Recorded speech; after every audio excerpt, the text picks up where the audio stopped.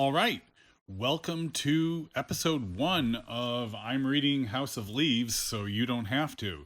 Last night, I started the book over from scratch and I started reading the introduction. And so today, I want to talk a little bit about what the beginning of the book is like and what the story is, what the setup is, and give you a little feedback on my feelings of it and some interpretation I have. So let's dive into it. Right, the introduction could really be chapter 1, except that the format of the book is supposed to suggest that it is a nonfiction book. It is presented as an edited and annotated publishing of a memoir of sorts. Thus, the first chapter is written as an introduction by Johnny Trant, the editor, giving some sort of backstory on where the manuscript came from and its effects on Johnny as he tried to read and understand the book. Before we dive into its contents, let's take a moment to discuss the front matter. The cover clearly states that this is a novel written by Mark Z. Danielski, but that is where the transparency on that ends. Once you open the book to the title page, you'll see that the ruse begins as it now says, House of Leaves by Zampano, Introduction and Notes by Johnny Trant. We have a table of contents that is structured to look like a nonfiction book, with the bulk of the book being called the Navidson Record. The word record lending a sense of authenticity to the story contained within it. Then we have a foreword by the editors that gives you some information about this edition of the book. Again, this lends a sense of credibility to the book, something the introduction quickly takes away and replaces with a sense of ominous destiny or inevitability. I'm not sure that's quite the right phrasing, but I can't find anything better right now. Then a single sentence. This is not for you. I think this might be a callback to the line in The Never-Ending Story. Your books are safe. While you're reading them, you get to become Tarzan or Robinson Crusoe. But that's what I like about him. But afterwards you get to be a little boy again. This book is not for you.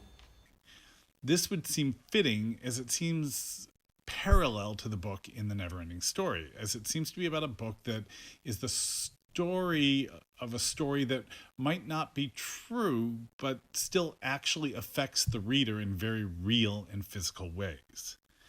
Then we get to the introduction. We are presented with a narrator, Johnny, who claims to be suffering nightmares that are so bad he avoids sleep. He's tried everything from legitimate pharmaceuticals to hard drugs to get past them, but nothing works. He explains that all this started when his friend, Lude, woke him up at 3 a.m. one night and asked him to come over. Previously, Johnny was looking for an apartment. Lude had mentioned that there was an old man in his building that was expected to die soon. By the time that old man, Zampano, did die, Johnny had already found another place to live, but Lude, being interested, had offered to clean out the old man's place. That's when Lude discovered that Zampano was a hoarder. Johnny later learns that he was also blind and apparently had some mental illness because Zampano had sealed his apartment, nailing windows shut, putting duct tape over all the vents, and storm shielding over the outside doors and windows. The reason Lude called Johnny over in the middle of the night, though, turned out to be a giant pile of papers in the corner of the apartment. These papers appear to be the primary subject of the novel. They are a mystery, and in a meta way that the book seems to lean into, they are a mystery about a mystery, and even more, a mystery about a mystery about a mystery. The papers seem to be ominous, even before Johnny inspects them, but he can't resist. And not only does he inspect them, he takes them home.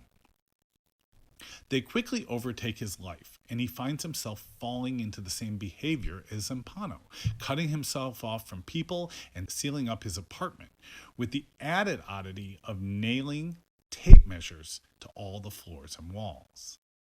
Then the introduction switches to a present point of view, and the narrator, Johnny, tells us he's covered in blood and drinking a cup of tea. This is where Johnny tells us that this novel, purporting to be a nonfiction account of a real memoir, is in fact about a supposedly real documentary that in fact doesn't exist. There is no actual Davidson record. The citation and the footnotes are all fabricated, and the story in the papers found in Zampano's apartment doesn't have any basis in reality. And yet, it still manages to drive Johnny mad.